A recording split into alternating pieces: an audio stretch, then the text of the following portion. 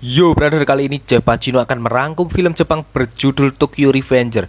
Film ini dirilis pada tahun 2021. Ini sangat seru dan yang pasti sangat rekomendasi sekali buat kalian tonton. Dan yang belum nonton atau belum tahu alur ceritanya, mari kita simak bareng-bareng dan katakan 1, 2, 3.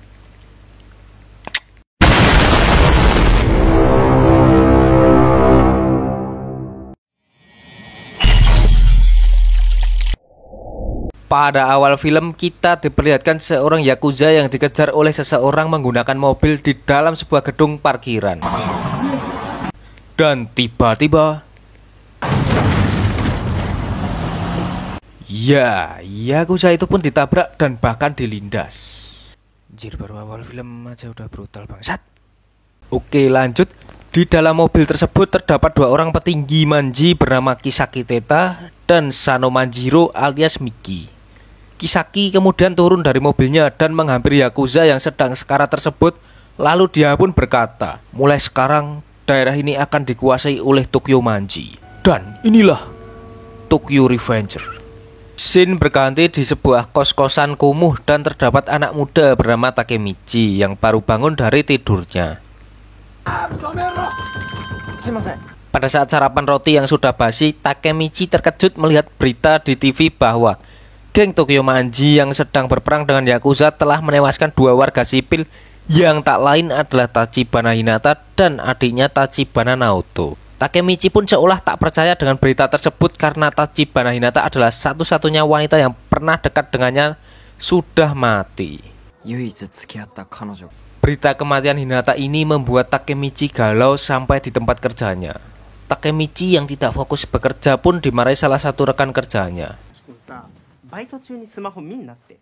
Pada saat Takemichi pulang dari kerja, dia berjalan pergi ke stasiun untuk menaiki kereta. Namun di setiap saat, Takemichi selalu teringat akan kematian Hinata, karena Hinata satu-satunya wanita yang pernah singgah di hatinya. Tiba-tiba ada seseorang yang sengaja mendorong Takemichi hingga dia terjatuh di rel kereta saat kereta akan melintas. Pada saat Takemichi hampir ketabrak oleh kereta, tiba-tiba sesuatu hal aneh terjadi yang membuat Takemichi seperti berteleport ke tempat yang lain. Di dunia lain, penampilan Takemichi terlihat sangat berbeda. Takemichi berpenampilan seperti anak sekolah dan bahkan dia pun kembali bertemu dengan temannya saat di SMA.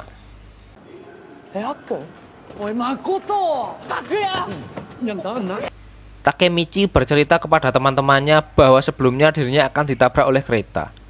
Teman-temannya pun bingung dengan apa yang dikatakan oleh Takemichi. Dan pada saat berjalan, Takemichi pun terkejut ketika melihat sebuah cermin bahwa penampilannya sangatlah norak. Takemichi pun teringat bahwa dulu penampilannya pada saat SMA memang seperti ini.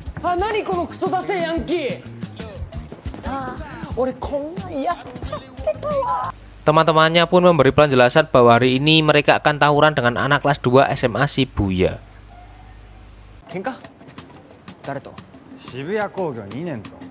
Sebelum berangkat, temannya Takemichi yang bernama Takuya menyuruh Takemichi untuk menghubungi sepupunya yang bernama Masaru, anak kelas 3 dari SMA Shibuya. Takemichi yang sempat membuka HP miliknya pun terkejut karena di HP-nya menunjukkan bahwa hari ini adalah tanggal 2 Juli 2010. Dan itu berarti Takemichi kembali 10 tahun lalu di hari yang sama. Takemichi yang justru menikmati momen ini pun langsung berangkat dan berjalan petentang-petenteng layaknya preman untuk menuju SMA Shibuya.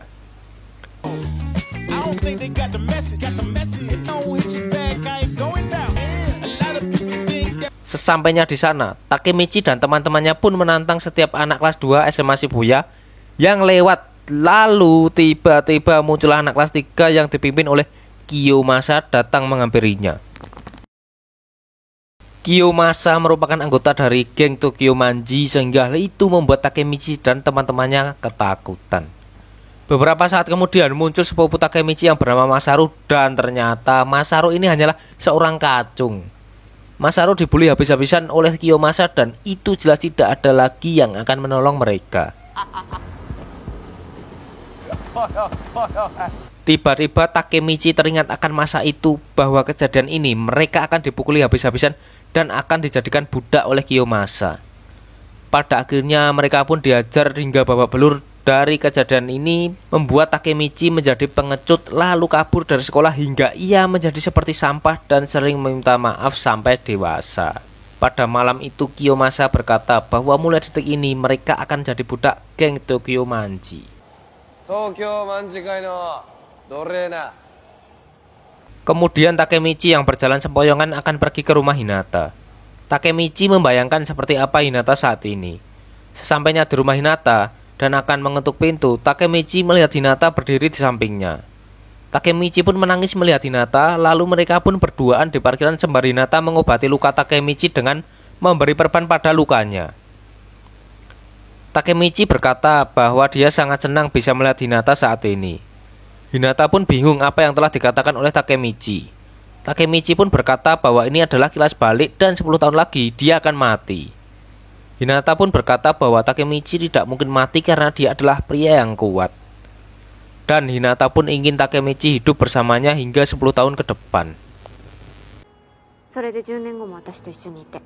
Singkat cerita, Takemichi berada di taman sendirian melihat ada seorang anak yang ternyata adalah Tachibana Naoto, adik dari Hinata, sedang dibully.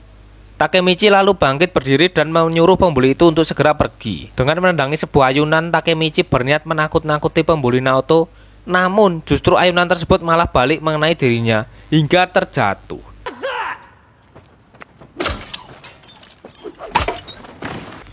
Dan itu sangat terlihat goblok sekali. Brok. Kemudian Takemichi bertanya kepada Naoto mengapa kok diam saja dan tidak mau membalasnya. Naoto berkata bahwa dia tidak mau berkelahi. Tiba-tiba Takemichi teringat bahwa 10 tahun lagi Naoto dan Hinata akan mati pada sebuah peristiwa. Kemudian Takemichi berkata kepada Naoto gimana pun caranya Naoto harus menjaga Hinata kakaknya. Naoto yang bingung pun akhirnya percaya karena melihat bahwa Takemichi sedang tidak berbohong dan Naoto pun menyetujuinya. Akhirnya mereka pun berjabat tangan lalu tiba-tiba ya Takemichi pun kembali ke dunia aslinya di mana ia sedang berada di rumah sakit, lalu di hadapannya pun muncul Naoto yang sekarang sudah dewasa. Naoto? Nande suitsu naga kite? Takemichi pun bertanya kepada Naoto kenapa dia masih hidup. Lalu Naoto menjawab bahwa 10 tahun lalu Takemichi menemuinya dan berkata bahwa dia harus menjaga kakaknya Hinata. Dan setelah itu Naoto bersungguh-sungguh menjaga Hinata hingga dia sekarang menjadi seorang detektif polisi.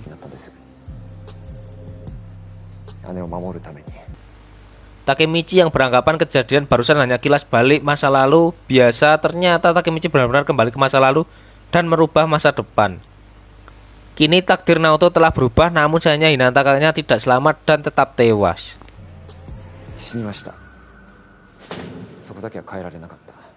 Takemichi marah terhadap Naoto karena gagal melindungi kakaknya, namun Naoto mengajak Takemichi bekerja sama untuk menyelamatkan Hinata.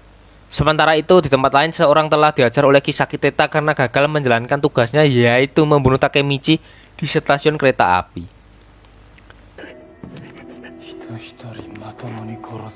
Kembali lagi ke Takemichi yang sekarang di rumah Naoto. Naoto memberitahu Takemichi bahwa dulunya Tokyo Manji hanya geng motor biasa. Namun seiring berjalannya waktu, geng ini tumbuh menjadi organisasi kejahatan yang sangat besar. Di situ Naoto memperlihatkan pemimpin geng Tokyo Manji bernama Sano Manjiro dan wakilnya Kisaki Teta. Naoto juga berkata bahwa jika saja Sano Manjiro dan Kisaki tidak bertemu, maka Tokyo Manji tidak akan menjadi organisasi jahat seperti sekarang ini. Maka dari itu Naoto ingin Takemichi mencegah hal itu terjadi. Naoto berkata bahwa cara Takemichi bisa kembali lagi ke masa lalu adalah berjabat tangan dengannya. Akhirnya mereka pun berjabat tangan dan Takemichi pun kembali terlempar ke masa lalu. Di masa itu Takemichi dan teman-temannya sedang diadu oleh Kiyomasa di arena sabung manusia. Kiyomasa menyuruh Takuya untuk bertarung dengan temannya, namun hal itu membuat Takemichi cemas karena Takuya adalah anak paling lemah di antara teman-temannya. Akun yang marah mulai berjalan mendekati Kiyomasa dan berpikir akan menusuknya dengan sebilah pisau. Namun hal itu bisa dicegah oleh Takemichi karena Takemichi teringat bahwa akun akan menusuk Kiyomasa dan ia pun segera bergegas untuk menghentikannya. Takemichi bilang bahwa ia yang akan menyelesaikan semua ini. Kemudian Takemichi berteriak dengan keras bahwa ia akan menantang Kiyomasa untuk bertarung. Mendengar hal itu, Kiyomasa langsung bangkit dan menemui Takemichi. Takemichi berkata kepada Kiyomasa bahwa jika ia menang, maka Takemichi meminta Kiyomasa untuk mengantarkannya menemui ketua Touman, yakni Sanomanjiro. Dan ya, pertarungan pun dimulai dan sudah jelas Kiyomasa mengajar Takemichi hingga babak belur. Namun Takemichi teringat akan Hinata dan ia pun bertekad mencoba bangkit lagi dan lagi. Sampai pada akhirnya Kiyomasa mulai mengambil tongkat bisbol untuk memukul Takemichi. Namun tiba-tiba datang dua orang misterius dari belakang dan semua orang yang ada di sana tiba-tiba membungkuk dan memberi hormat kepadanya. Oi Kiyomasa. Dan mereka adalah pemimpin Touman sekaligus wakilnya yakni Sanomanjiro alias Miki dan Ryuguji Ken alias Draken. Kedatangan Miki dengan Draken membuat Kiyomasa ketakutan dan tiba-tiba Draken tanpa basa-basi langsung menendang Kiyomasa hingga ia ketakutan dan minta maaf.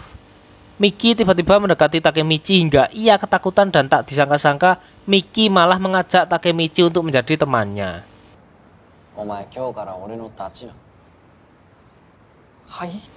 Miki bertanya kepada mereka semua siapa yang punya ide ini dan mereka pun serentak menunjuk Kiyomasa lah pelakunya. Miki yang tak banyak basa-basi pun langsung menendang Kiyomasa hingga terkapar pingsan. Draken menjelaskan bahwa tidak ada acara lagi seperti ini karena hal ini membuat citra Touman akan rusak. Di perjalanan pulang, Takemichi dan teman-temannya akhirnya senang bisa lepas dari perbudakan Kiyomasa. Akun pun memuji tindakan Takemichi itu sangatlah keren.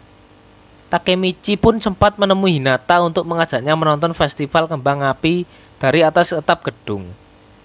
Di sini Hinata berkata bahwa jika ia terlahir sebagai laki-laki, maka ia akan melindungi Takemichi dan Takemichi pun menjawab bahwa Takemichi lah yang akan melindungi Hinata apapun yang terjadi. Lalu Takemichi mulai menggenggam tangan Hinata tapi tidak disangka yang dipegang malah tangannya Naoto. Hal itu pun membuat Takemichi kembali lagi ke masa depan. Naoto!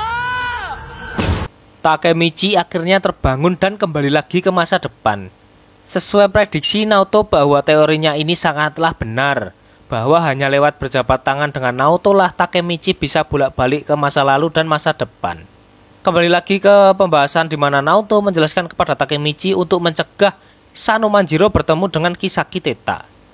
Naoto memiliki ide untuk mencegah pertemuan mereka dengan menyuruh Takemichi membunuh Sanomanjiro sehingga Kisaki dan Miki tidak akan pernah bertemu dan itu Hinata bisa selamat. Akhirnya Takemichi kembali lagi ke masa lalu dan ia pun sedang berada di sekolah. Di sana Takemichi sedang berjalan di lorong, tiba-tiba datanglah Miki dan Draken mencarinya. Miki dan Draken dihadang oleh beberapa orang dari sekolah Takemichi, namun justru Miki dan Draken mengajar mereka semua satu persatu.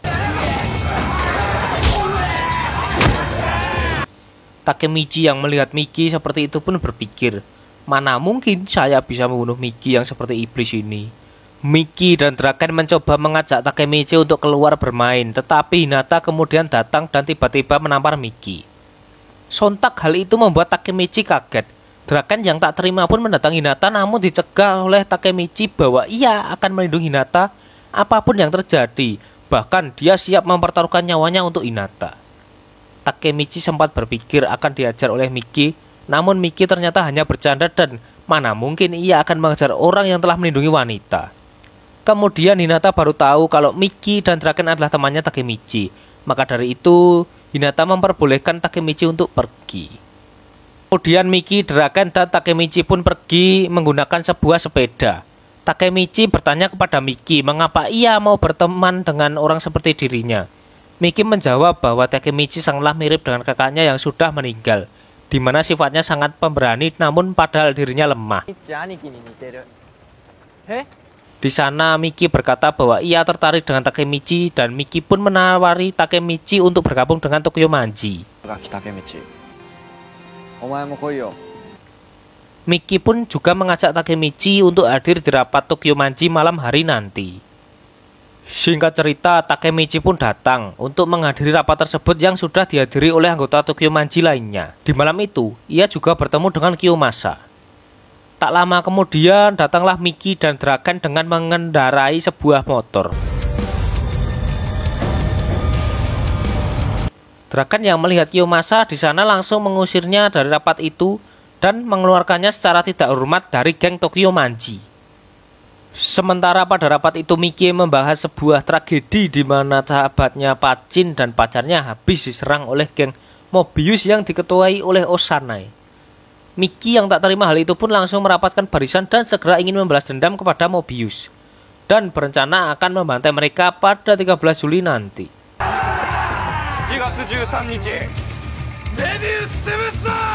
Singkat cerita, Takemichi sudah kembali lagi ke masa depan dan kembali membahas dengan Naoto apa yang sudah ia dapatkan dari masa lalu. Takemichi bercerita kepada Naoto bahwa geng Tokyo Manji yang dulu tidak sejahat seperti sekarang ini. Takemichi berpikir, hal apa yang telah merubah Tokyo Manji hingga menjadi organisasi jahat seperti sekarang ini. Miki tidak mungkin menjadi jahat di masa depan, dan pastinya ada suatu hal yang membuat Miki berubah. Kemudian Takemichi mencoba membuka laptop untuk mencari siapa saja petinggi dari Tokyo Manji. Dan tidak terduga, Takemichi melihat foto akun menjadi salah satu petinggi dari Manji. Pada malamnya, Takemichi pergi menemui akun di sebuah bar miliknya. Di sana akun juga sudah lama menunggu kedatangan dari Takemichi. Akun ternyata sudah mengetahui bahwa Takemichi bisa melintasi waktu untuk merubah masa depan orang lain. Dan dirinya juga mengakui bahwa ialah yang mendorong Takemichi dari rel kereta api. Hal itu sontak membuat Takemichi menjadi terkejut. Akun berkata ia sudah lelah menjadi budak dari Kisaki Teta. Takemichi bertanya kepada akun apa yang terjadi dengan Miki yang sekarang sudah berubah menjadi jahat. Di situ akun bercerita bahwa Miki berubah akibat dari kepantian Draken. Dan karena itulah Kisaki menjadi wakil dari Miki. Kemudian akun memohon kepada Takemichi untuk merubah masa depan dirinya dan ia juga berpesan untuk memperbaiki semuanya ini. Pada akhirnya, akun melakukan bunuh diri dengan melompat dari atap gedung. Keesokan harinya, Takemichi meminta bantuan Naoto untuk menyelidiki kasus dari kematian Draken. Naoto bilang bahwa Draken mati karena kasus remaja. Ia mati karena dibunuh pada saat tawuran antar geng. Takemichi menjelaskan bahwa kematian Draken membuat Miki menjadi berubah dan jika Takemichi bisa mencegah kematian Draken, kemungkinan Miki tidak berubah dan Hinata juga tidak akan mati. Singkat cerita, Takemichi kembali ke masa lalu dan ia berencana akan menghentikan perkelahian antara Touman dan Mobius. Karena Takemichi tidak ingin Draken, Hinata, dan akun mati di masa depan. Takemichi mulai curiga apakah dari perkelahian ini nantinya penyebab dari kematian Draken. Ia pun segera bergegas mengikuti Draken dan Miki yang akan menuju rumah sakit, yang ternyata mereka mau menjenguk pacar sahabat Pacin yang sudah diajar oleh Mobius. Di situ ayah dari anak itu pun keluar dan memarahi mereka berdua. Miki yang tidak terima dimarahi seketika diajak oleh Draken untuk meminta maaf. Dengan membungkukkan badannya dan dari kejadian itu sudah seharusnya menjadi tanggung jawab mereka berdua. Dari situ Takemichi melihat bahwa Drakenlah yang bisa menyadarkan ego dari Miki. Kemudian scene beralih ke sebuah gedung tua di mana Takemichi menemui Miki dan Draken untuk menyudahi saja perkelahian ini. Karena Takemichi memiliki firasat buruk yang akan terjadi karena masalah ini. Tak berselang lama, Mobius pun datang dan Pacin yang ingin membalaskan dendamnya mengajak Osanai untuk duel 1 lawan 1.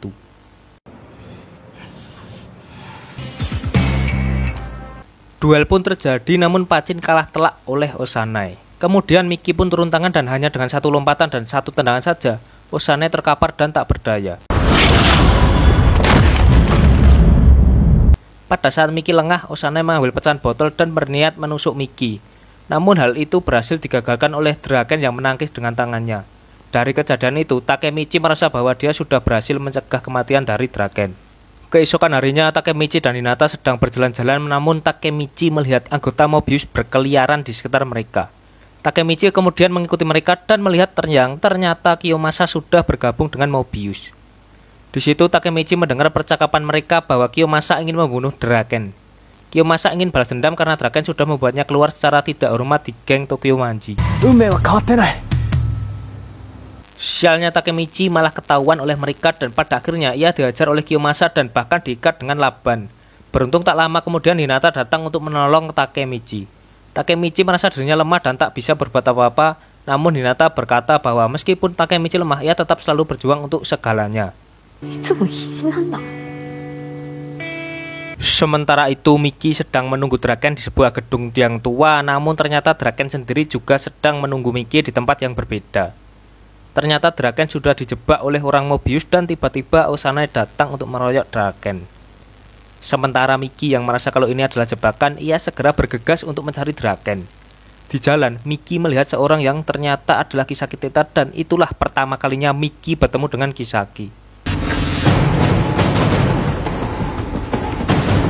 Kembali ke Draken yang masih dikeroyok oleh Mobius. Kemudian tak berselang lama, Miki dan yang lainnya datang untuk menolong Draken. Tanpa basa-basi, pertarungan antara dua geng yakni Tokyo Manji dan Mobius pun dimulai. Dari perkelahian itu, Takemichi tidak sengaja melihat Kiyomasa datang dan menusuk Draken dari belakang. Miki dan yang lainnya yang melihat itu tidak bisa melakukan apa-apa karena dihalangi oleh Mobius. Pada akhirnya, Miki berteriak memohon kepada Takemichi untuk membawa pergi Draken ke rumah sakit. Takemichi! Pada saat Takemichi berjalan sambil menggendong Draken, ia dicegat oleh Kiyomasa. Dan akhirnya Takemichi menantang duel Kiyomasa saat itu juga. Saat Takemichi sudah tak sanggup melawan Kiyomasa, Takemichi kembali teringat dengan Hinata. Hal itu jelas membuat Takemichi bangkit dan berhasil mengalahkan Kiyomasa.